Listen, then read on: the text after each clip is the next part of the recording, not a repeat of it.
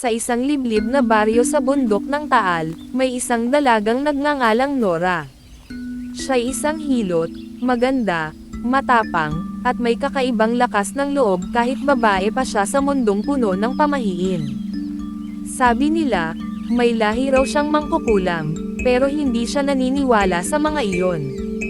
Isang gabi ng bagong buwan, habang siya'y pauwi mula sa panghihilot sa kabilang baryo, may narinig siyang mga huni ng paniki, mga yabag sa kagubatan, at malamig na simoy ng hanging parang may kasamang bulong.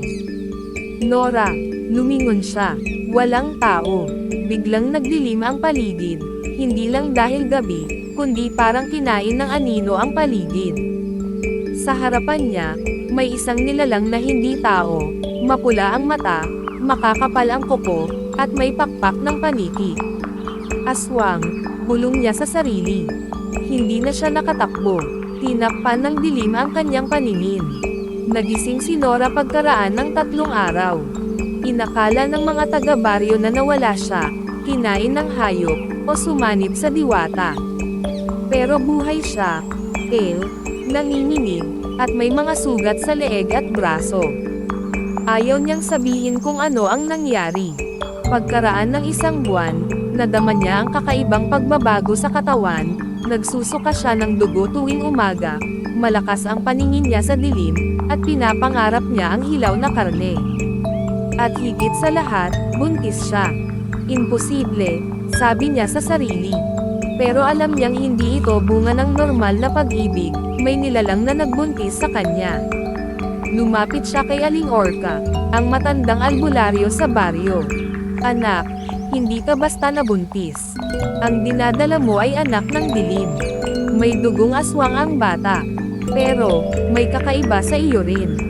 Hindi ka nagiging tulad nila. Iba ka, Nora. Habang lumalaki ang bata sa kanyang sinapupunan, lalo ring lumalakas ang kanyang mga kakayahan, nakakakita siya ng mga multo, nakakaramdam ng presensya ng mga halimaw, at nakakagalaw ng mga bagay kahit hindi hinahawakan. Nagpasya siyang hanapin ang aswang na ama ng kanyang dinadala. Hindi para makipag-ayos, kundi para patayin ito. Bumaba siya sa mga kagubatan, lumusong sa mga kuweba, at nakipaglaban sa mga nilalang ng dilim, tikbalang, manananggal, duwende, at mga nilalang na matagal nang hindi binabanggit sa mga alamat.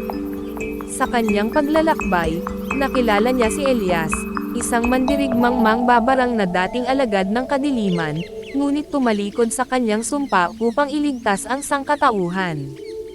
Tinulungan siya ni Elias sa kanyang misyon. Sa pagitan ng mga laban, lumalim ang koneksyon nila, hindi sa lambing, kundi sa tiwala at pagkakaunawaan. Ngunit laging nakabitin ang tanong, paano kung ang dinadala mong anak ay kagaya ng ama nito? Sa wakas, natagpuan nila ang pinuno ng lahi ng mga aswang, ang tinatawag nilang hari ng kadiliman. Siya ang ama ng dinadala ni Nora. Nora, wika ng halimaw. Ang anak mo ay magiging hari ng bagong lahi. Kailangan siyang isilang sa ilalim ng dugo at buwan. Hindi ako magiging ina ng kasamaan, sigaw ni Nora. Naglabas siya ng itim na itak na binandisyunan ng dugo ni Elias at sinimulan ang huling laban. Sa gitna ng apoy, anino, at sigawan, lumaban si Nora, isang inang tigre, isang nilalang ng liwanag na may hawak ng kadiliman. Matapos ang madugong labanan, napatay nila ang hari ng kadiliman, ngunit si Elias ang nag-alay ng sarili para maprotektahan si Nora. Sa kanyang huling hininga, sinabi niya, hindi ang dugo ang humuhubog sa bata, kundi ang pusong magmamahal sa kanya. Ipinanganak ni Nora ang kanyang anak sa gitna ng apoy at ulan, isang sanggol na may itim na mata ngunit may puso ng tao.